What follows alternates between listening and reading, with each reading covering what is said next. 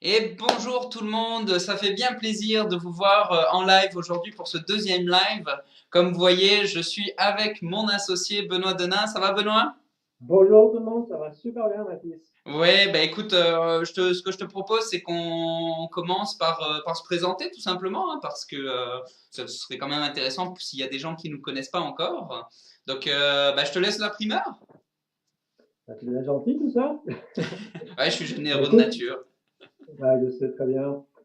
Écoute Mathis, moi je me définis comme un bâtisseur d'ancrage parce que je trouve que ça définit bien finalement ce en quoi j'aide les gens.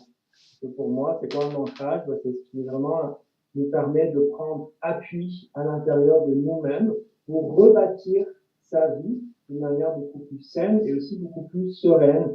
Donc moi, je suis quelqu'un qui aide les gens à retrouver le mouvement, à se relancer dans la vie, mais avec une grande paix intérieure aussi.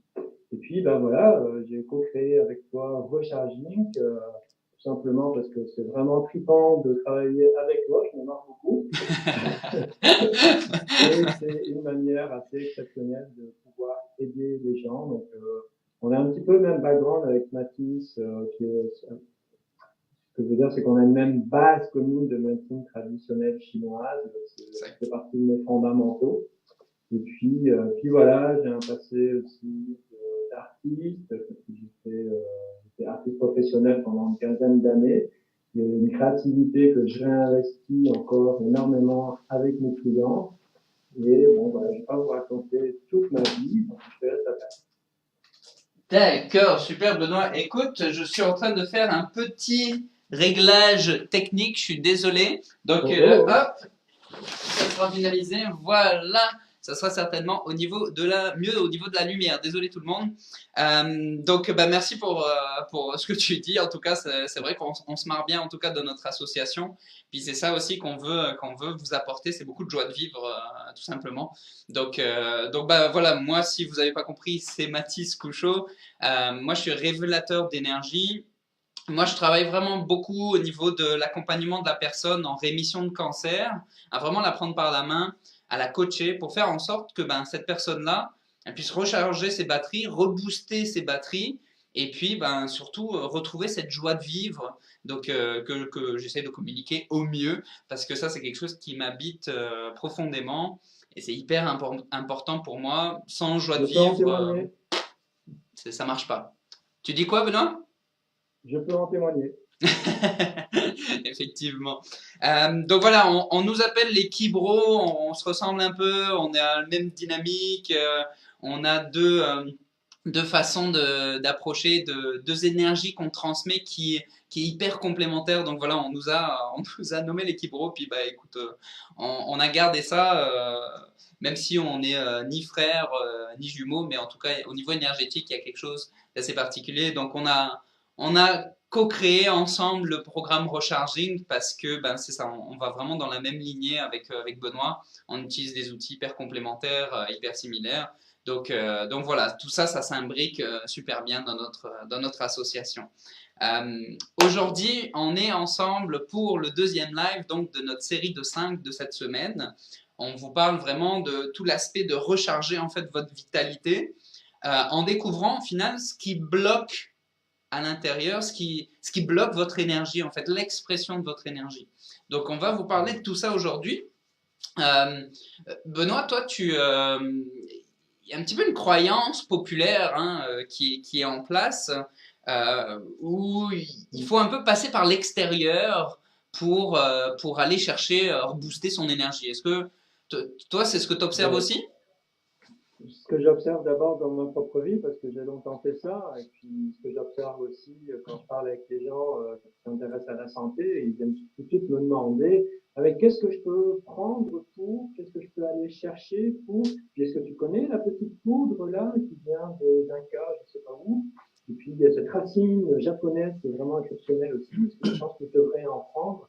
Et voilà, il y a une tonne de choses comme ça qu'on peut effectivement prendre de l'extérieur. Je ne sais pas si vous rentrez des fois dans un magasin bio, il y en a beaucoup que je n'aime pas parce que je trouve que ça ressemble à des pharmacies vertes.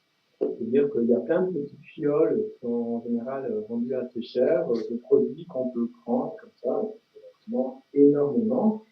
Et tu as raison, Mathilde, dans le sens où il y a une croyance générale, globale, qui est qu'on est en état de manque Ouais. et qu'il faut aller prendre son énergie de l'extérieur. Hein. Il y en a je ne sais combien de pilules pour recharger son énergie sur le marché. Et ça, bah, moi aussi, pendant longtemps, je suis allé chercher à l'extérieur, que ce soit par des ateliers, par des compléments alimentaires, par des thérapies. Je suis allé chercher à l'extérieur ce que je pensais ne pas avoir en moi-même. Donc j'étais fatigué et je me fatiguais encore plus à faire plein de recherches, parce que c'est vraiment compliqué de se retrouver là-dedans, pour aller essayer de relancer un petit peu ma vie et ma vitalité. C'est ça, effectivement. Évidemment, c'est pas aller loin. Comme tu dis, au final, c'est la réalité de tout ça, là, quand on essaye d'aller chercher à l'extérieur ce qui nous manque, en fait, ce qui nous manque pour rebooster notre énergie, bah, au final, on passe des centaines et des centaines d'heures à vérifier les notices, à vérifier les posologies, à vérifier le contenu, en fait, qu'est-ce que telle gélule contient, c'est quoi les additifs. Ah, mais cet additif-là, je crois que la dernière recherche, en fait, eh ben, il prouve il est mauvais pour la santé. Oui, mais il y a Ah, une autre recherche qui dit que. et c'est ça, et les recherches se contredisent entre elles.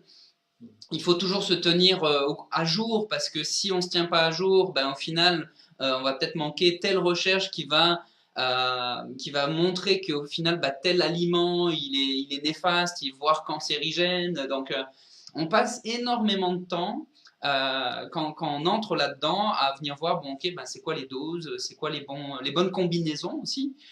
Donc, apparemment, il faut prendre le curcuma avec du poivre pour favoriser l'absorption du curcuma. Mais sauf que quand on prend du curcuma qui est frais, donc on prend la racine et qu'on l'extrait en jus, bah là on n'aurait pas besoin du poivre parce qu'il serait bien assimilé. Mais bref, on part dans vraiment des tas de considérations, des tas de problématiques en fait. Et comme on Ça disait pèse un peu tantôt, lourd tous ces exemples. Hein. de quoi? Je me sens lourd là de Oui, tout ce qu'il faut faire pour prendre soin de sa santé. Ça me fatigue d'avance de devoir me recharger. exactement. Puis comme tu disais, moi aussi, je suis passé par là. J'ai même été voir en fait des professionnels qui m'ont prescrit plein de compléments, des vitamines, des oligo-éléments, des minéraux, etc., etc. Et puis d'une, ça coûte extrêmement cher. On a vite fait voilà que voir son porte-monnaie réduire. Et puis au final, la réalité de tout ça, c'est que notre corps a beaucoup de mal à assimiler ces éléments extérieurs, ces vitamines extérieures, ces compléments chimiques. Pourquoi? Parce qu'on est des êtres qui sont hétérotrophes. L'opposé d'hétérotrophe, c'est autotrophe. Autotrophe, c'est des êtres vivants qui sont capables de capter directement les minéraux à la source et de les intégrer dans leurs cellules. Nous, on n'est pas capable de faire ça. On est obligé d'aller chercher chez des êtres qui ont été captés ces éléments-là, et ensuite on absorbe ces êtres-là, donc ça peut être aussi bien des végétaux qu'au niveau du monde animal, et on capte leurs vitamines, leurs minéraux, leurs oligo-éléments, et là on est capable de les intégrer. Mais on n'est pas capable de prendre un morceau de sel, d'accord, du sel d'Himalaya, si vous le léchez comme ça, bah, c'est pas vrai que le sodium va être entièrement assimilé par votre corps. Donc tout ça, ça fait travailler énormément les reins, et ça peut créer pas mal de problématiques. Donc la réalité de tout ça, c'est qu'on passe des centaines d'heures, et en plus de ça, tout ce qu'on ingère, bah, au final, on nourrit plus les toilettes que réellement notre corps. C'est un peu plate quand même. Tu trouves pas, Benoît? Oui, l'image est un peu plate. Mais voilà, c'est quelque chose qui est cultivé par les médias. Hein. Si vous regardez tous les types de santé, votre fil de Facebook, là, il nourrit aussi comme ça d'articles, de attention, faites ci, faites ça. Évidemment, il y a beaucoup de choses à vendre en arrière. Mais surtout, bah, on s'est rendu compte avec ma fils que c'était absolument prendre les choses, mais dans le sens contraire. C'était vraiment partir dans une mauvaise direction que de penser à qu'est-ce que je dois prendre pour recharger mon énergie. Exact. Puis au final, heureusement qu'on a eu ce déclic-là, qui a été en fait, on s'est tout simplement aperçu que il valait mieux comme aller à l'intérieur, ressentir ses sensations, ressentir son corps, et venir en fait au final enlever ce qui bloquait l'expression de l'énergie. Parce qu'au final, l'énergie, le potentiel d'énergie, il est en vous, d'accord? Mais il y a plein de blocages. Et ces blocages-là, ben, ils peuvent se manifester, ils peuvent avoir leur source dans tout un tas de facteurs divers et variés. Donc, nous, on s'est aperçu avec Benoît qu'un des facteurs majeurs qui bloque l'énergie dans votre corps, dans notre corps, eh ben, c'est les émotions. Les émotions, là, quand elles circulent pas, quand elles sont pognées, eh ben, ça bloque massivement votre énergie à l'intérieur de votre corps. C'est vrai que c'est quelque chose qui surprend a priori parce que nous, on a un programme pour les gens en rémission de cancer pour leur aider à recharger leur énergie. Les gens ne s'attendent pas forcément à travailler le côté émotionnel. Non. On s'attend plus à travailler le côté physiologique, à se remettre en mouvement. Mais voilà, le côté émotionnel est extrêmement, extrêmement important quand on veut recharger son énergie. Et il y a beaucoup de gens qui témoignent qu'ils ont fait plein de démarches avec leur corps, en ostéopathie, en naturopathie, etc. Mais il y a quelque chose qui ne se relance pas dans leur vie. Il y a quelque chose qui reste toujours, hein, comme si on vivait notre vie toujours en dessous de nous-mêmes, quelque chose d'un peu bizarre comme ça. On a du mal à se relancer, à être totalement nous-mêmes, à être totalement dans son corps et dans sa vie avec ses proches. Et ben, ce qui manque en général, c'est qu'on n'a pas fait face à nos émotions, on les a pas libérés, si vous voulez. Et oui. Ben, moi, je veux juste, si je peux partager en fait un petit peu par rapport à mon histoire. Quand j'ai eu le cancer, en fait, j'ai été traité en milieu hospitalier pendant 1 an. Suite à ça, je suis revenu dans le milieu familial. L'aspect en fait de la famille, mes parents se sont séparés suite à ça. Ça a été très difficile au niveau émotionnel, tout ça.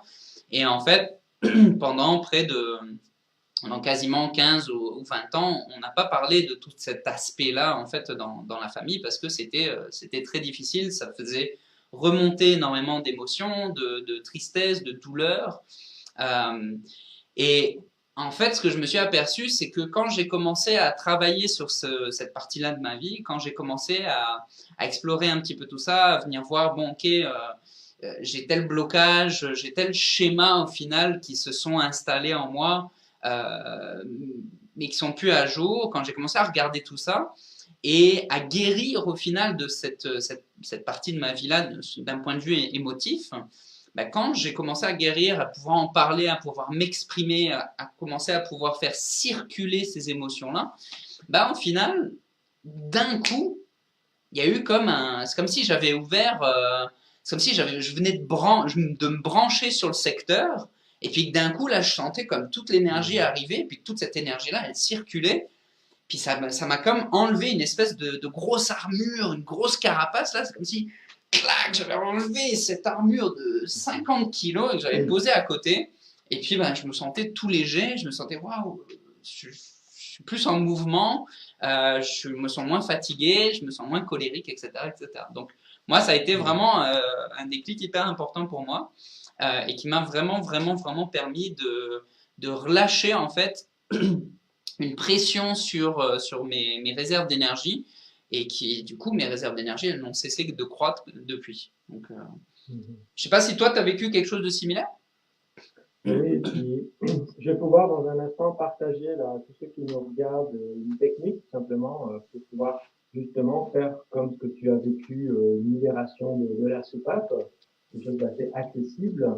Mais c'est vrai que moi j'ai vécu ça, surtout que je suis d'un naturel euh, plutôt renfermé, je dirais, et je suis d'un naturel qui ne va pas du tout contacter ses émotions à la base. Donc, j'ai vécu pendant très longtemps spontanément, j'allais dire en zombie, c'est pas si extrême que ça, mais pas loin quand même, parce que quand on ne contacte pas ses émotions, on n'est pas dans l'instant présent, on n'est pas dans la réalité, puis on ne vit pas tellement notre vie, tout simplement. Donc, j'ai beaucoup effectivement comprimé mes émotions pendant très très très longtemps, et évidemment, bah, le couvercle de la marmite a fini par exploser. Et ce sont pas, dans mon cas, ça n'a pas été des explosions comme une maladie grave d'un coup, ça a été des petites choses à droite et à gauche. Et ça a été finalement un burn-out aussi, parce que les émotions, il faut comprendre que c'est quelque chose qui vient se loger très très à l'intérieur du corps. Ok. Et ça vient vraiment parasiter l'énergie de base, l'énergie vraiment très très fondamentale. Donc, Donc, oui, j'ai fait ça et Mathis, tu dis, bah, j'allais dire juste, c'est vrai que faire un burn-out, c'est une toute petite chose. C'est pas très, c'est pas gros, quoi. C'est oui, ce que je veux dire, c'est que c'est l'accumulation de petites choses qui a donné le exact. burn-out, tout ça. Oui, Donc, c'est pas, je donnais cet exemple parce que c'est pas facile à repérer à quel point les émotions grugent notre quotidien. Elles grugent nos énergies, évidemment, mais elles grugent aussi de ce fait-là notre qualité de présence au travail, par exemple, à ce qu'on fait comme activité.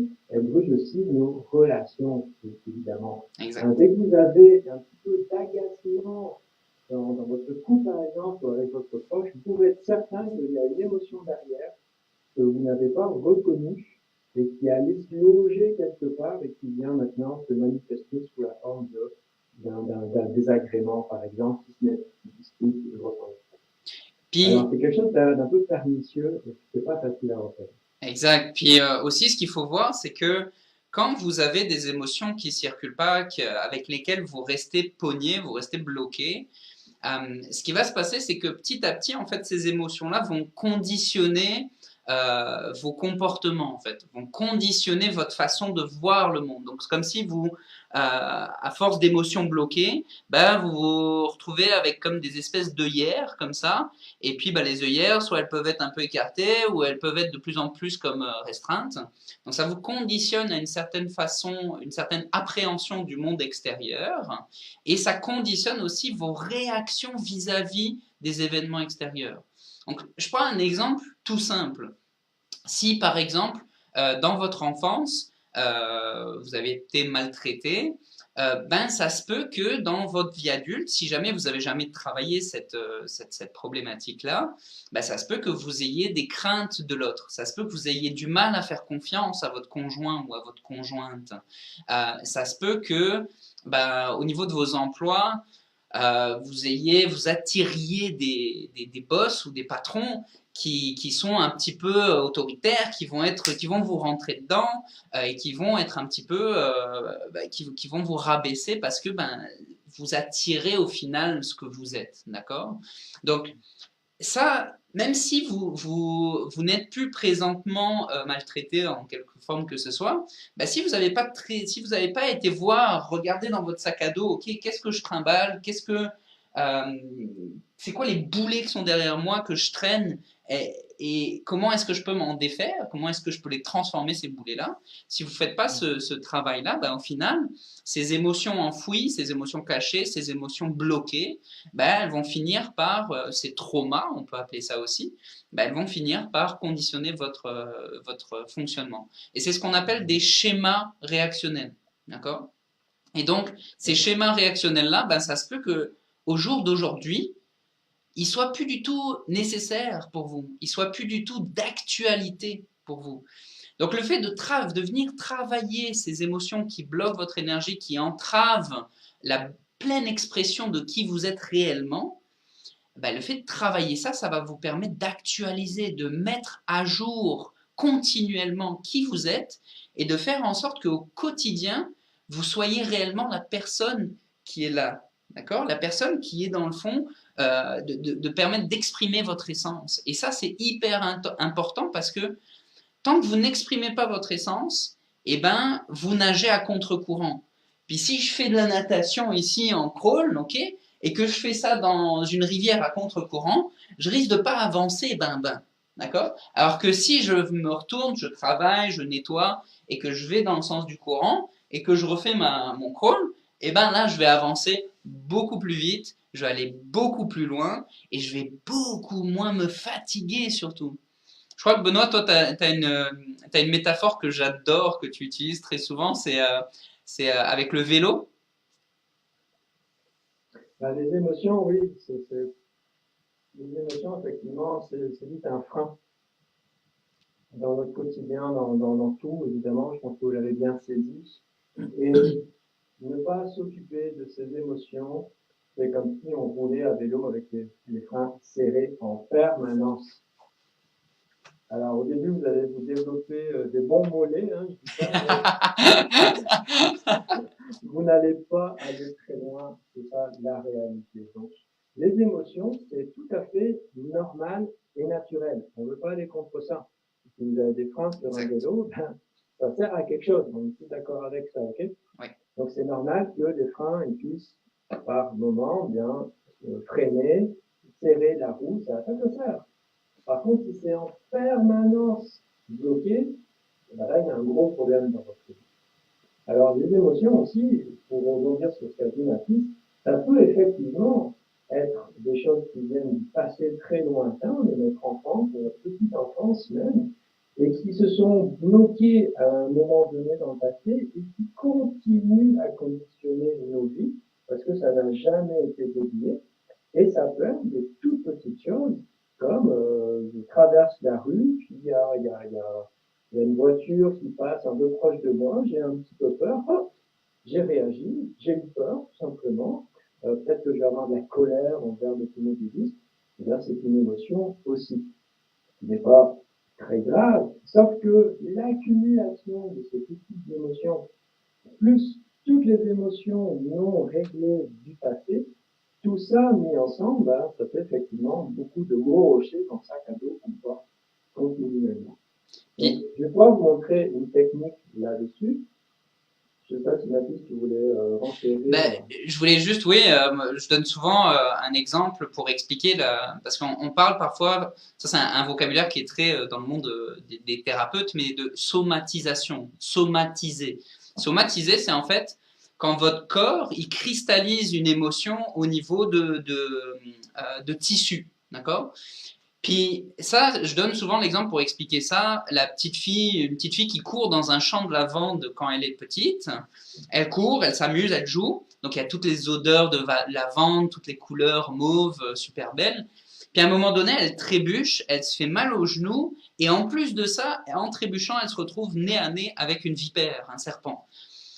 Gros choc, grosse peur, le corps, tout de suite il est en alarme, il est en alerte. Donc la petite fille, heureusement, bon, elle se relève, elle court dans l'autre sens en pleurant avec sa douleur au genou.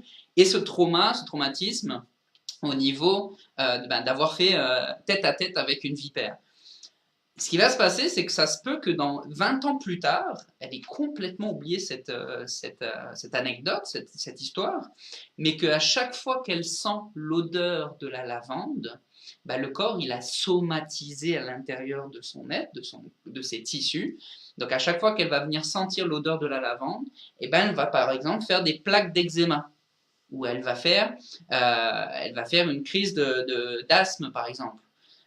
Et ça, c'est typiquement la somatisation du corps par des événements un peu traumatisants, un peu difficiles ou autres. Bah, typiquement, ça vient se cristalliser au niveau des tissus et le corps, il réveille cette cristallisation-là quand il est de nouveau remis dans un contexte où, bah, là, je prends l'exemple de l'odeur de la lavande, mais le contexte, ça peut très bien être votre patron qui vous engueule ou votre enfant qui ne fait pas ce que vous aimeriez qu'il fasse ou you name it, le contexte peut être réactif, enfin, le contexte peut être n'importe lequel et peut réactiver des émotions enfouies ou des émotions cristallisées ou des peurs cristallisées.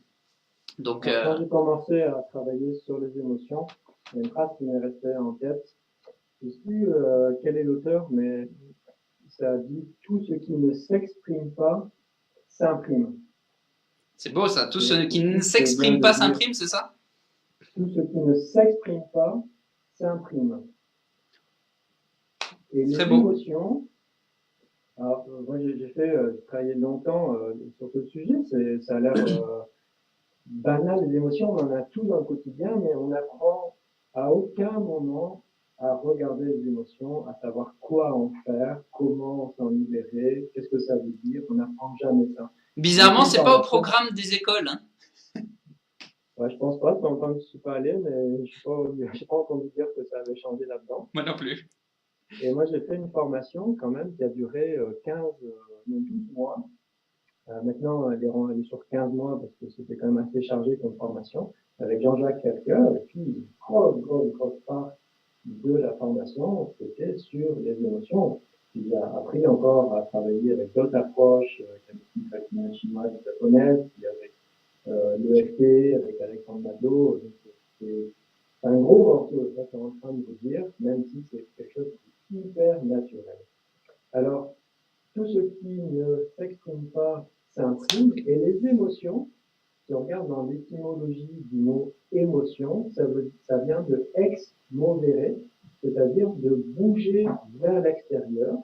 Donc, c'est quelque chose qui est extrêmement bénéfique des émotions. Ça nous permet de mettre à l'extérieur quelque chose qui s'est passé. Par exemple, j'ai eu peur parce que j'ai vu une vipère dans un champ, hein, pour reprendre l'exemple de ma fille. Eh bien, le but de l'émotion, c'est de mettre un drapeau rouge comme ça, de dire, hey, il y a quelque chose qui se passe, regarde ça et libère dans toi. Et c'est tout à fait le don, la beauté, le cadeau que nous apportent les émotions finalement, parce que moi, je vous invite dès à présent à considérer les émotions comme un indicateur utile de votre vie. Et pour ça, il faut les remercier. Donc déjà, on change le regard sur les émotions. C'est pas quelque chose qu'il faut réprimer, c'est pas quelque chose dont il faut avoir honte, c'est pas quelque chose qu'il faut dissimuler, c'est pas quelque chose qui, ah non, encore j'ai tout le temps plein d'émotions, ou ah là là, j'ai jamais d'émotions. Non, on va les regarder, ces émotions. Exact. Donc en fait, ce que tu nous amènes là, c'est aller regarder, accueillir les émotions pour au final les écouter et les faire circuler, quoi. Pas qu'elles restent bloquées, pas qu'elles se somatisent, pas qu'elles entraînent, qu'elles altèrent au final nos schémas réactionnels et que du coup, au final, qu'elles nous éloignent de qui on est réellement. C'est ça que je comprends? Exact. Les émotions sont là pour nous donner des indices sur ce qui se passe. Elles sont là parce que notre système a réagi. Hein, nos systèmes, le système énergétique, le système physiologique, tout ça, ça réagit. Notre mental a réagi aussi. Donc, à un moment donné, on a serré les freins, comme je disais tout à l'heure. Eh ben, il faut maintenant apprendre à les regarder, ces freins, et à les desserrer. Donc, si on fait comme si de rien n'était, ben, c'est là où vous passez à côté de quelque chose. Et c'est là où les choses s'accumulent et vous commencez à vous rigidifier dans le corps. Et il y a des symptômes, il y a des pathologies qui vont apparaître, qui est évident, parce que ça ne fonctionne pas d'avoir les freins serrés tout le temps. Puis, donc, ce que je veux bien que vous compreniez, c'est que, en fait, ce qu'on vous propose, c'est plutôt que d'aller chercher à chaque fois, bon, quel complément il me manque à l'instant T de ma vie, quelle vitamine, et aller toujours chercher, en fait, des éléments extérieurs à ingérer pour faire en sorte de booster votre énergie. Bah, au final, plutôt que d'aller tout le temps chercher à l'extérieur, venez explorer à l'intérieur, d'accord? Et venez c'est comme si vous passiez des coups de balai là sur le tas de feuilles qui couvre le beau trésor qui est en dessous, et qu'à force de balayer, ben, petit à petit, vous allez le voir, ce trésor-là. Vous allez être capable de le prendre, et puis ben, vous allez être capable de l'ouvrir. Mais si vous avez 3 mètres de feuilles ou de terre au-dessus, ben, vous n'allez pas être capable de le voir, ni de le prendre, ni de l'ouvrir, et ni de le laisser s'exprimer. Donc, ce qu'on vous apporte vraiment, c'est ça, c'est plonger à l'intérieur et venez voir un petit peu les différentes choses qui ont pu vous traumatiser. Alors traumatiser, c'est un grand mot, hein, ça peut être, comme disait tantôt Benoît, ça peut être des petites choses aussi, mais venez voir comment vous gérez vos émotions au quotidien. Si vous êtes rapidement en colère, rapidement énervé ou rapidement vous n'avez aucune patience, vous avez peut-être quelque chose à travailler au niveau de cette colère-là. Il y a peut-être une source, il y a peut-être une frustration dans votre vie qui fait que votre colère est toujours là, et puis vos tissus, ils sont toujours comme... Juste prendre cette posture-là, c'est pas agréable d'être serré comme ça, d'être à vif tout le temps. C'est pas agréable et ça va pas reposer votre système nerveux du tout non plus. Si vous avez tendance à être tout le temps mélancolique, à tout le temps ressasser le passé, puis à être triste par rapport à ça, c'est pas normal non plus. Venez vous connecter à cette émotion-là, faites-la circuler, faites-la fluidifier. Benoît va nous donner un super exercice tantôt que vous allez pouvoir utiliser pour tout ça. Mais voilà, si vous avez des peurs, des craintes tout le temps, que vous êtes angoissée, anxieuse, tout ça, c'est des choses qui viennent gruger, qui viennent au final rajouter des plans de terre sur le trésor qui est votre énergie, votre potentiel d'énergie. Et ce qu'on veut, c'est au contraire pouvoir les faire circuler. C'est normal qu'il y ait des événements dans la vie qui apportent ces émotions-là, mais on ne veut pas qu'elles se cristallisent, on ne veut pas qu'elles s'ancrent dans le corps et qu'elles bloquent notre énergie, qu'elles étouffent notre énergie. D'accord ? On veut vraiment comme, au contraire, que ça circule et puis que l'énergie, au final, elle puisse s'exprimer quand on a besoin de s'exprimer et qu'elle puisse être libre de toute émotion qui pourrait l'emprisonner. D'accord ? Donc, c'est vrai qu'au sein du programme Recharge 11, on peut aussi donner des repères, par exemple au niveau de l'alimentation, des choses à prendre, effectivement, qui vont vous aider. Bien sûr, c'est pas ni l'un ni l'autre, mais on met surtout l'emphase, comme dit Mathis, à les creuser à l'intérieur, à dévoiler, c'est-à-dire enlever les blocages, plutôt que proposer 10 000 solutions miracles. Alors, exact. est-ce que c'est le temps de la démonstration? Eh ben écoute, allons-y. Comment tu veux t'y prendre du coup? Est-ce que tu fais la démo toi? Oui, oui, oui. Ok. Eh ben écoute, je te laisse la primeur. Ok. Alors, sortez vos cahiers. Mais sans blague, je vous invite vraiment à noter, à prendre note des étapes que je vais vous donner, parce que c'est un petit processus que je vais vous inviter à répéter. Et comme c'est absolument pas naturel pour vous encore de contacter vos émotions, c'est certain qu'il va falloir un petit peu l'apprivoiser comme ça. Et vous allez voir, c'est extrêmement simple. Et la première chose à faire, c'est d'aligner sa caméra vers l'intérieur, de regarder ce qui se passe à l'intérieur de nous pour pouvoir tout simplement avoir des indices de qu'est-ce qui se passe, où est-ce que je suis, où est-ce que j'en suis. Et je vais vous inviter à faire l'expérience avec moi. Et pour ça, je vais vous demander de penser à quelque chose qui vous fait réagir. C'est vraiment qui vous prend au trip. Là, hein. Quand vous pensez à telle personne, quand vous pensez à tel événement, quand vous vous remettez dans telle ou telle situation, quand vous pensez quand vous étiez malade, quand vous avez peur de mourir, quand tel docteur vous a annoncé ça, quand votre entourage, telle personne vous a lâché ou n'a pas dit ce que vous vouliez, ce que vous attendiez, toutes les déceptions que vous avez vécues. Prenez un truc bien gros comme ça, là. Je sais pas si Mathis, tu as quelque chose, toi, qui fait en même temps? Oui, c'est quelque chose. Ok. Donc vous prenez ça et rien que d'y penser, ça vous fait réagir.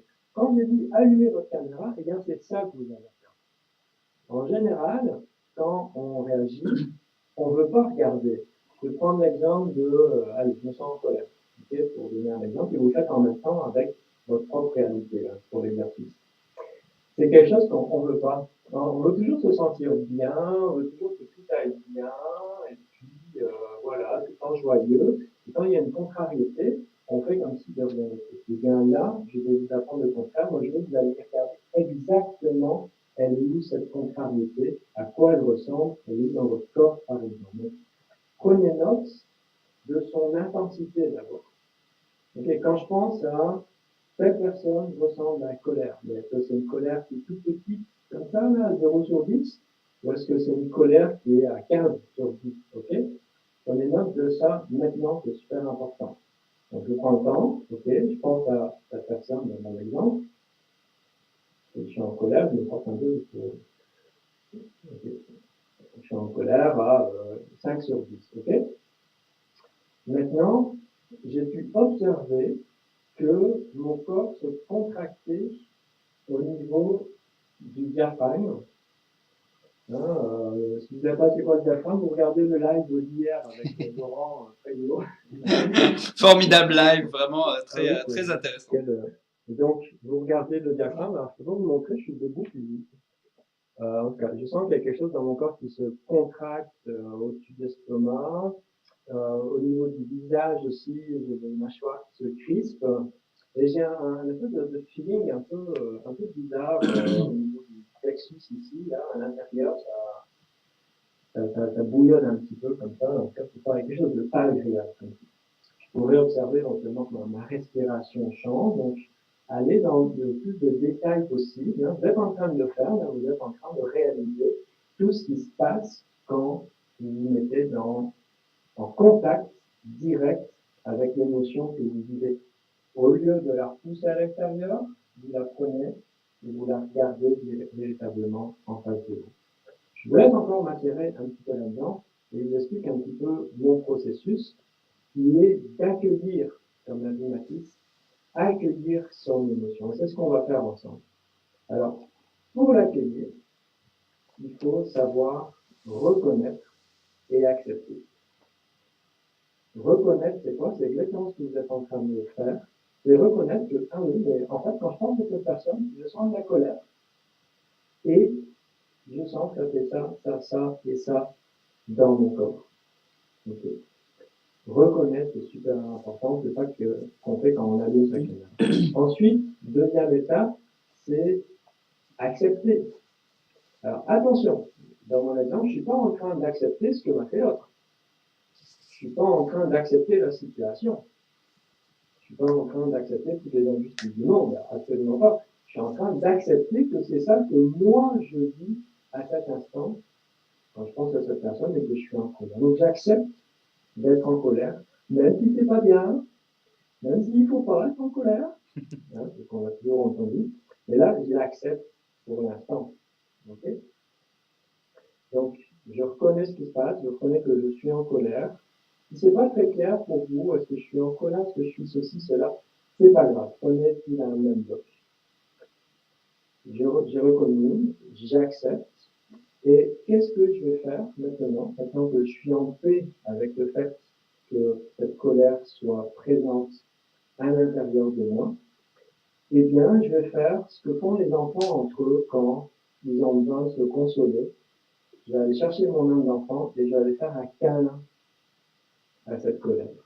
Donc vraiment, je vous invite à avoir cette image et prenez avec vos bras, je ne sais pas trop ce que ça donne avec la caméra, mais prenez avec vos bras votre colère, vous pouvez fermer les yeux, évidemment, c'est beaucoup plus facile pour ça, et amenez ça à votre corps, comme si vous faisiez un câlin, comme deux enfants qui sont en câlin entre eux, comme votre mère qui vous fait un câlin, quelque chose de très très soyeux, de très doux. Pensez à un animal peut-être, pensez à un jeune chat, pensez à un chiot, et faites-lui un câlin en vous mettant toute la colère à l'intérieur. Vous voyez l'image, vous avez contacté ce qui se passait en vous, cette colère, cette contraction, et là vous la prenez à l'intérieur de vous, et vous faites avec vos mains en vrai, là, comme je vais faire en ce moment, et vous prenez cette colère dans vos bras, et vous dites, je reconnais et j'accepte pleinement que je suis colère, et c'est correct, je m'accepte comme ça, et je m'aime malgré tout. Très On laisse ça se fluidifier à l'intérieur, simplement on écoute ce qui se passe à l'intérieur de notre corps. Si vous ne sentez rien, c'est pas grave, il se passe quand même quelque chose. C'est juste que vous n'avez pas encore l'habitude. Donc vous recommencerez et vous verrez que vous avez l'habitude. Et pour clore cet exercice, on va utiliser un exercice dont il me semble que dont j'ai entendu parler hier dans un live, ma foi, fort intéressant, qui est la respiration. On va simplement prendre une grande inspire et une grande expire. Sonore, si vous êtes dans un contexte où vous pouvez faire des grandes descentes de la bouche. Sinon, vous faites pas sonore, mais idéalement, sonore, comme ça, pour simplement relâcher la pression. Alors là, on l'a fait un petit peu en mode exercice. C'est la première fois que vous recevez ça. C'est la première fois que je le fais dans un live sur Facebook aussi, donc j'espère que ça passe bien. Mais malgré cette petite limitation de le faire dans ce contexte-là, je vous demande maintenant de repenser à cette situation. Moi, j'avais l'exemple d'une personne qui me mettait en colère. Repensez à l'exemple là, que je vous ai demandé de choisir et vérifiez sur votre échelle où est-ce que ça arrive. Moi, par exemple, j'arrive plus à ressentir de la colère. J'étais à 5 sur 10, je suis à 0 sur 10. Mais c'est possible que, vous avez l'habitude de le faire, évidemment, cet exercice, c'est possible que vous soyez descendu de 5 à 4,5. C'est déjà un progrès. Du temps que ça a pris, c'est quand même pas mal du tout. C'est possible que ça ait modifié comme ça. Donc, regardez qu'est-ce qui a changé. C'est possible que ça ait diminué l'intensité. C'est possible que dans le corps, il y avait 3 zones, il n'y en a plus qu'une. C'est possible aussi que ça ait changé de nature. C'est-à-dire que vous êtes en colère, je me sens plus. Ok. C'est juste comme ça. Il y a quelque chose là, la soupape a l'air descendue d'un coup. Donc, écrivez-moi dans les commentaires ce que vous avez vécu, si vous avez effectivement ressenti une modification et un changement au niveau de votre émotion. Écrivez-moi si vous avez besoin de peut-être clarifier ou peut-être Mathilde, toi, tu peux me faire un petit retour sur ce que tu as vécu. Oui, bah moi ça a diminué de 50%, donc c'est quand même assez impressionnant parce que c'est rapide, quoi. Ça a l'air d'être banal comme exercice, c'est rapide, puis ça a quand même diminué de 50%, donc c'est vraiment intéressant. Puis ce que je voulais partager, c'est ça peut sembler parfois un peu ésotérique, ça peut sembler un peu parfois, ouais, ils nous font faire des gestes, c'est un peu bizarre, c'est un peu débile. Mais en fait, il y a de plus en plus de recherches qui montrent que les dynamiques de mouvement, par exemple l'écriture, ces dynamiques de mouvement-là, en fait, permettent de réagencer les schémas en fait neuronaux.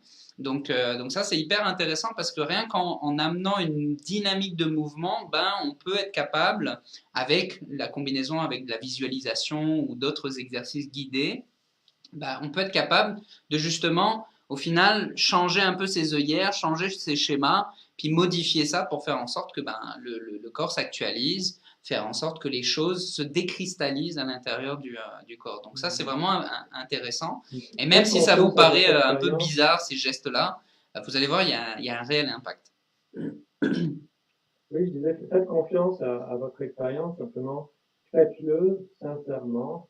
Vous verrez quelque chose qui a changé. Et qu'est-ce qui a changé? Bien, tout simplement, quand vous êtes allé regarder votre émotion, eh bien, elle n'a plus besoin d'être là. Là, le message est passé.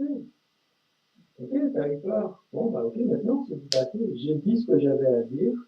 Eh bien, l'émotion, tout simplement, peut libérer du corps. Donc, ce qu'il faut bien comprendre, c'est la stratégie, hein, c'est l'accueil. Pour pouvoir accueillir, première étape, c'est d'abord d'écouter avec tous ses sens ce qui se passe réellement. Et si vous ne savez pas ce qui se passe, c'est sûr que vous n'avez pas l'heure juste.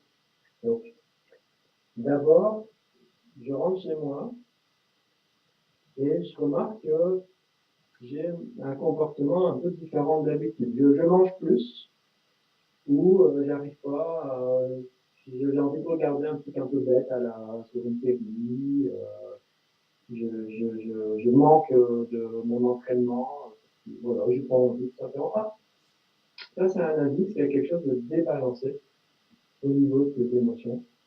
Et là, on peut se poser la question, comment je me sens? Et cette question-là, hein, je vous invite à l'écrire un peu partout, à la regarder bien en face et à vous la poser à voix haute. Comment je me sens? Et la réponse va vous surprendre. En fait, on entend souvent c'est important que tu accueilles tes émotions, c'est important que tu accueilles tes émotions. Puis, moi, ce que j'aime bien avec ce que tu présentes, Benoît, au final, c'est que, mettons, si on prend une émotion comme, si on fait une analogie avec son meilleur ami, par exemple, vous avez votre meilleur ami qui arrive chez vous, qui sonne à la sonnette, ding dong. Ben là, vous avez entendu la sonnette sonner, puis vous ouvrez la porte à ce meilleur ami-là. Puis au final, dans un premier temps, qu'est-ce que vous allez faire? Ben, c'est que vous allez le reconnaître, d'accord? C'est-à-dire que vous allez, ah, cette face-là, je l'associe à ce nom-là, c'est Benoît, c'est mon meilleur ami, et donc là, je viens de reconnaître la personne qui s'est présentée à ma porte. Et après, vous avez le choix d'accepter que cette personne-là rentre et vienne chez vous. Donc vraiment, ce processus-là est hyper important pour accueillir ces émotions parce on vous donne pas au final la façon de faire pour accueillir ces émotions. On entend ça tout le temps, mais comment je fais moi? Bah là, vous avez un On exercice très entend. facile à faire et que vous pouvez pratiquer. Ça prend vraiment pas beaucoup de temps. C'est une de nos choses à laquelle on veille, c'est vraiment que ces exercices-là soient accessibles et que vous puissiez les pratiquer facilement. Puis on entend ça, mais il y a toujours un sous-entendu qui est oh, c'est pas grave, relâche, pourquoi tu en fais autant, accueille tes émotions. Mais quand on dit accueille tes émotions, ça veut dire aussi vivez à 200%. Si vous êtes en colère, vous êtes vraiment en colère, là, c'est pas comme oui, j'accueille que je suis en colère, avec un grand sourire. Non, non. Vous êtes en colère, vous avez de la frustration, vous avez de la peur. Non, moi, ce que je vous encourage, c'est à le vivre complètement. Pourquoi? Pas parce que pour le vivre, parce qu'en réalité, c'est désagréable. Mais plus vous allez rentrer dans ce désagréable-là, plus vous allez vous en débarrasser. Donc, c'est une stratégie, évidemment, pour s'en libérer. Exact. Donc, accueillir, ça veut dire ce que ça veut dire pour prendre vos pieds de la lettre. Hein. C'est faire comme si c'était votre meilleur ami, effectivement, qui rentrait chez vous et vous prenez complètement dans les bras, même si, ben voilà, c'est quelque chose qui fait réagir, c'est quelque chose de douloureux sur l'instant, mais plonger à l'intérieur de ça. Donc, moi, c'est vraiment quelque chose qui a transformé ma vie et qui transforme la vie de beaucoup de gens depuis que je partage ça. Cette stratégie, c'est simplement de rentrer dans la matière de l'émotion, de faire le contraire de ce à quoi on est habitué. Ça va véritablement changer votre vie. Vous répétez ça très régulièrement. Peut-être je reprends les points très rapidement. Oui, vas-y, fais-nous un Oui. résumé, oui.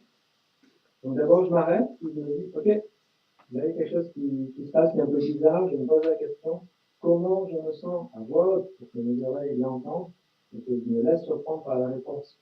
Non, je me sens un peu bizarre, je me sens comme ci, comme ça, ok, vous prenez ce qui sort, et là, vous dites, ah ok, j'avais pas remarqué, mais je me sens en colère en fait. Ok,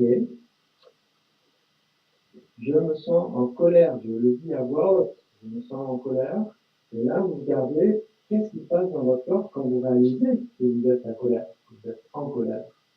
Et là, vous remarquez, bah, il y a ceci qui se passe un petit peu à tel endroit, une petite contraction par exemple, hein, ou quelque chose qui vous appartient. Et vous prenez cette chose-là, cette réaction-là, vous prenez toute la colère dans son entièreté dans vos bras, en faisant le geste, on devrait, parce qu'il y a des associations avec les neurones qui sont à ce moment-là, et vous accueillez ça véritablement. Alors vous pensez à ce moment-là à un être cher, ou un petit chiot, un petit chaton, comme ça, quelque chose de hyper mignon, que vous avez super envie de prendre dans vos bras, et vous faites comme si c'était votre colère ou votre émotion. Vous prenez ça dans vos bras, et vous prenez le temps de ressentir ce que ça fait comme mouvement à l'intérieur de vous. Encore une fois, si vous ne sentez pas ou peu, c'est juste un entraînement. C'est normal, on ne vous a jamais parlé de ça. Vous prenez le temps de ça et vous faites une grande inspire, une grande expire pour clore cette boucle-là parce que je vous encourage à le répéter. Évidemment, si vous venez de vivre un événement affreux dans votre vie, de le faire une fois, ça va peut-être faire passer de 10 sur 10 à 9,75 sur 10. Évidemment, vous venez de quelque chose de très très intense. Si c'est juste, voilà, mon exemple de la voiture qui traverse un peu trop vite devant moi, bon, c'est une petite émotion. Ça va passer de 3 sur 10 à 0 sur 10 assez facilement. Qu'est-ce que je fais dans le cas d'une émotion très traumatisante? Bien, tout simplement, je répète. Je continue, puis graduellement. C'est pas long mon histoire, là, ça prend 45 secondes à faire, donc vous répétez pour progressivement faire diminuer l'intensité. Et on peut le faire effectivement, comme disait Mathis, sur des choses qui ont eu lieu très loin dans notre passé. Comme ça, on peut aller les reprendre et de voir que quand on change ces choses-là de notre passé, bien, ça change notre vie présente. Donc, puis, ce qui est hyper important, c'est au fur et à mesure que vous allez le pratiquer, cet exercice-là, c'est vous allez voir, vous allez transformer vos émotions, vous allez les faire circuler, vous allez les accueillir avec tout ce que ça comporte. Et plus vous allez accueillir ces émotions-là, plus elles vont circuler, bah, plus vous allez avoir la capacité de faire des choix conscients et pas des choix qui sont conditionnés par ce que vous avez vécu dans le passé, parce que la peur que vous avez, ou par votre colère, ou par une impulsivité, ou quoi que ce soit. Vous allez être de plus en plus capable de faire des choix conscients dans votre vie et au quotidien. Et ça, faire des choix conscients, eh ben c'est jubilatoire, et de deux, c'est très libérateur. Ça libère énormément notre être. Donc, et quand on parle de libération de l'être, ben, nécessairement, on va parler de libération de l'énergie. Vous allez être plus connecté à vous, vous allez être plus connecté à la force de vie qui vous habite. Parce que, encore une fois, la force de vie, elle n'est pas à l'extérieur. Votre énergie, elle n'est pas à l'extérieur. Votre potentiel d'énergie, il est à l'intérieur. Il est là, il est dans vos tripes. D'accord?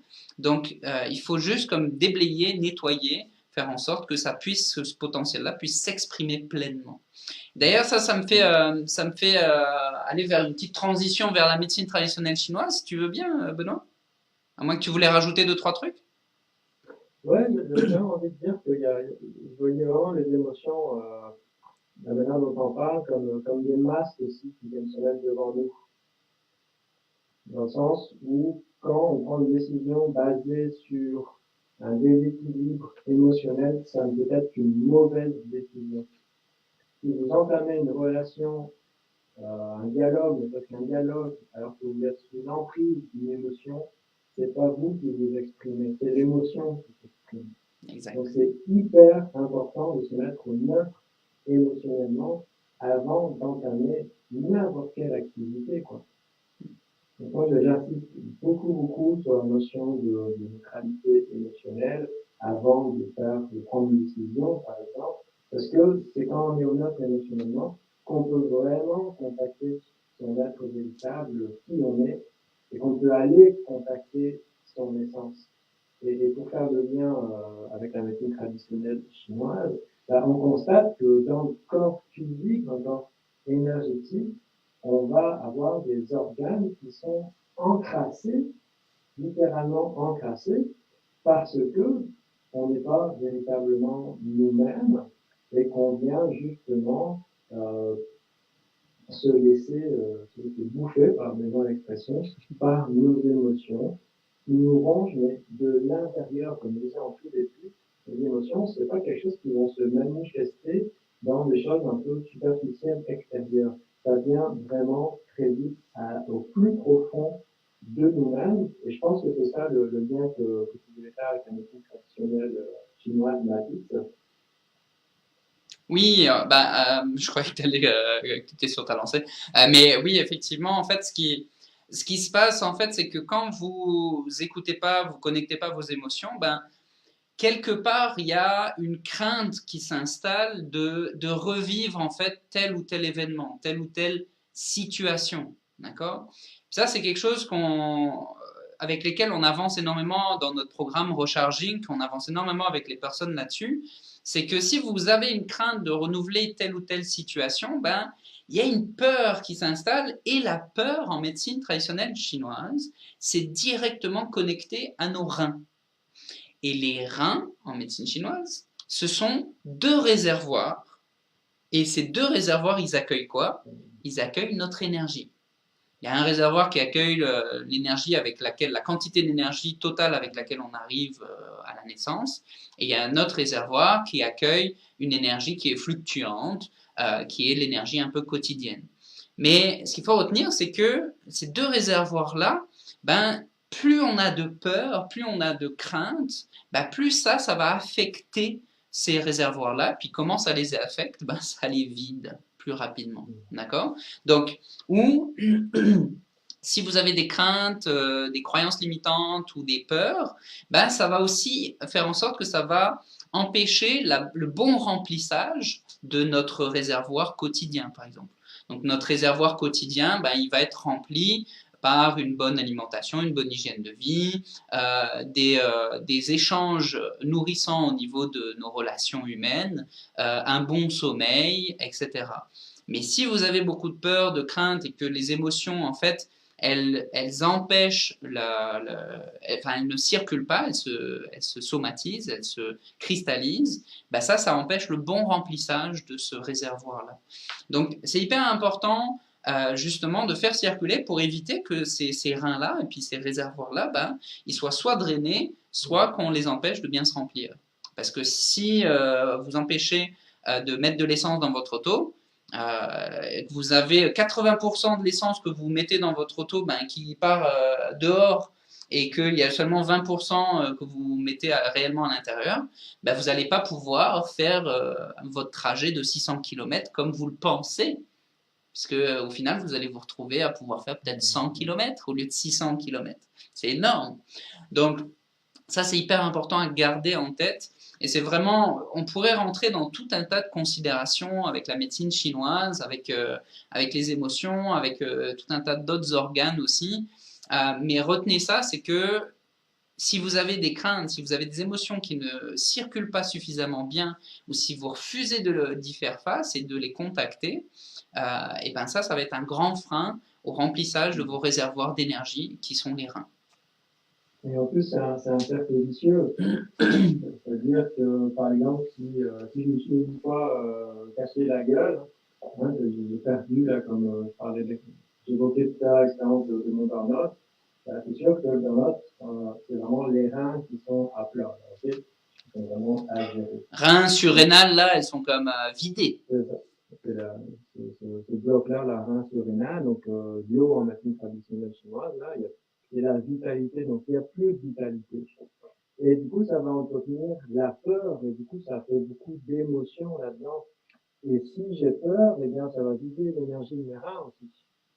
Donc, j'ai plus beaucoup d'énergie pour me relancer dans la vie, et en plus, j'ai peur de tomber à nouveau, j'ai peur de rechuter. J'anticipe l'avenir, ça m'est déjà arrivé, je pourrais être malade, je pourrais recommencer. Donc là, je rentre dans un schéma de ah oui, mon Dieu, j'ai peur, je suis inquiet pour l'avenir. Et là, ça fait en sorte que l'énergie diminue d'autant plus qu'il y en a pas. Donc, si vous ne prenez pas compte de vos émotions à ce moment-là, ben, vous n'allez jamais savoir sortir de ce cercle vicieux. Exact. On ne peut pas construire son avenir sur une base de peur, plutôt la peur de la rechute. Hein, imaginez, d'ailleurs, c'est quelque chose que j'avais à un moment donné étudié pour moi-même, en fait, pour mon propre corps, c'est-à-dire que je fais remonter aussi au premier temps de l'apprentissage de la posture debout, quand on se met debout, un petit enfant, là, ben, vraiment, on tombe au début. Et selon la manière dont on va se remettre à marcher après, eh bien, il y a des conséquences dans le corps, même quand on est adulte. Et ça se travaille évidemment avec différentes techniques. On peut penser à la faire comme ça, mais écoute, est-ce que tu fais quelque chose qui m'attise celle qui nous écoute? Oui, je suis pas bien sûr d'avoir entendu la fin de ta phrase, mais je pense que tout ça, c'est complexe. C'est des dynamiques complexes et on n'a pas nécessairement envie de replonger dans son enfance, replonger dans des traumatismes, etc., etc. Il y a des étapes, on peut y aller graduellement aussi. Mais tout ça, c'est assez complexe, c'est assez difficile. Et c'est pour ça d'ailleurs que dans notre programme Recharge Inc., on a des experts qui sont là avec nous, on a deux psychologues qui sont là avec nous, et nous-mêmes, on accompagne justement nos clients pour les aider à avancer là-dedans, puis, comme je disais tantôt, à déblayer tranquillement, à enlever un petit peu les sources de blocage de l'énergie et d'expression de ce potentiel d'énergie-là. Donc, le programme Recharging, que je vous rappelle, c'est le lancement, c'est le 4 février.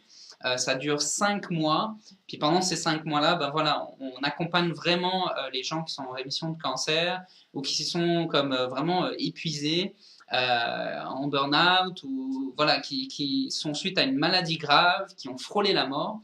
Ben on les accompagne, puis on les aide. On les aide à recharger leur batterie. On les aide à se relever tout simplement de ces épreuves-là. Puis on les aide à passer à autre chose. Parce que c'est important de passer à autre chose après une épreuve comme ça. Et c'est pas tout le temps évident. Donc c'est pour ça qu'on a créé Recharging, ce programme sur 5 mois. On a 7 experts avec nous. Vous pouvez avoir, si vous êtes intéressé pour avoir plus d'informations ou juste pour voir tout simplement des témoignages de personnes avec qui on a travaillé, des témoignages de personnes qui ont vécu certains de nos exercices, nos ateliers, vous pouvez aller sur www.recharge-inc.com et vous allez voir là, vous allez vraiment avoir toute l'information. Puis moi, ce que je vous invite, si jamais tout ça, ça vous parle, si jamais vous avez vécu tout ça que vous avez, comme vous êtes un peu à plat, vous sortez de ce cancer avec tous ces traitements de chimio, les interventions chirurgicales s'il y en a eu, que vous avez des séquelles, puis que vous en avez marre, que vous avez envie de vivre de nouveau, allez sur le site et vous allez voir, vous allez avoir un lien pour prendre un appel avec nous. Puis pendant cet appel-là, nous, on va clarifier au maximum ce que vous vivez. On va être là pour vous écouter, pour comprendre où vous en êtes dans votre émission. Qu'est-ce que vous vivez exactement en tant qu'individu? Et si jamais on voit qu'on peut vous aider, que notre programme Recharging qui peut vous aider, à ce moment-là, on va vous donner toutes les informations, tous les détails, et puis on va vous orienter. Et si jamais on sent que le programme, il n'est pas fait pour vous nécessairement, à ce moment-là, on va vraiment faire tout ce qu'on peut pour vous aiguiller au maximum vers des choses, des gens qui vont pouvoir être là pour vous. Parce que c'est pas vrai que c'est obligatoire de passer par un processus de guérison compliqué, long, douloureux, et de faire tout ça en solitaire. C'est pas vrai. Y a d'autres façons de faire, et je peux vous dire que c'est beaucoup plus plaisant d'être entouré, d'être écouté, et de se sentir surtout compris dans ce processus-là. Donc voilà, écoute Benoît, je ne sais pas si tu veux rajouter quelque chose. Moi, mon souhait, là, c'est qu'aujourd'hui, vous ayez compris qu'il faut arrêter de faire la chasse à la pilule miracle qui va venir vous apporter votre énergie. Hein. Je pense qu'on a été bien clair là-dessus. J'espère. Vous êtes reparti aussi ce live avec une technique précise pour fluidifier ses émotions. Donc, c'est une boucle hein, que je peux faire varier, si vous voulez, que j'appréhende avec différentes manières selon la personne à qui je parle, selon le contexte. Donc là, j'ai été simplifié pour que ça puisse passer comme ça par ce canal Facebook. Donc, si jamais écrivez dans les commentaires si vous avez besoin de précision, écrivez dans les commentaires aussi ce que ça vous a apporté de mettre en application cette technique. Parce que si c'est juste pour écouter, puis faire c'est très intéressant. Faut passer à l'action, les gens. Faut passer à l'action, c'est hyper important. À propos de passer à l'action, je pense que demain, nous avons un live qui est plutôt pertinent sur le sujet. Le 3e live. Le 3e live de la série. Comment 2 non-sportifs sont passés à l'action pour relancer leur vie, recharger leur énergie, alors qu'ils étaient en burn-out et puis qu'ils n'avaient pas d'énergie. Non. Et qu'on n'était pas sportif. Est-ce que vous avez compris de qui je parle? Oui, je pense aussi. Nous deux, on parle de Mathis et moi. On a fait une expérience assez incroyable et complètement folle. En tout cas, c'est ce que nous disaient les gens à qui on en parlait. Ouais, nous aussi on trouvait ça un peu fou. Rigolo mais fou. Mais à un moment donné, on l'a mis de côté parce que ça ne servait pas à grand chose. Et voilà, on a fait vraiment quelque chose qui est de l'ordre de passer à l'acte parce qu'on avait accumulé assez d'expérience, de connaissances surtout. Puis là, on s'est dit, mais comment est-ce qu'on allait mettre toutes ces compétences, connaissances dans quelque chose de hyper concret et d'un peu démesuré aussi. Donc, on vous raconte ça demain parce que c'est pas vrai non plus qu'il faut rester immobile et rien faire pour que l'énergie se recharge. Il faut se remettre en mouvement, mais d'une manière pertinente, juste et appropriée. On va vous montrer des petits trucs, ressources, et on va vous partager comment nous on a fait demain dans un live. À midi, heure du Québec toujours. Donc 18h pour 18 l'heure de la heures. France. Donc voilà, n'hésitez pas à vous connecter. Et puis ben écoute, moi j'ai vraiment envie de vous envoyer beaucoup d'énergie, de vous souhaiter beaucoup de joie de vivre surtout, puis de connecter à ces émotions, de les faire circuler vraiment, de les accueillir avec, maintenant que vous connaissez les étapes de l'accueil pleinement. Et puis ben vraiment de retrouver un peu cet élan de vie qui est là en vous. Il est là, il a toujours été là. Alors, je vous envoie beaucoup d'amour de mon côté, puis j'ai hâte de vous retrouver demain. Merci tout le monde, à bientôt, bye.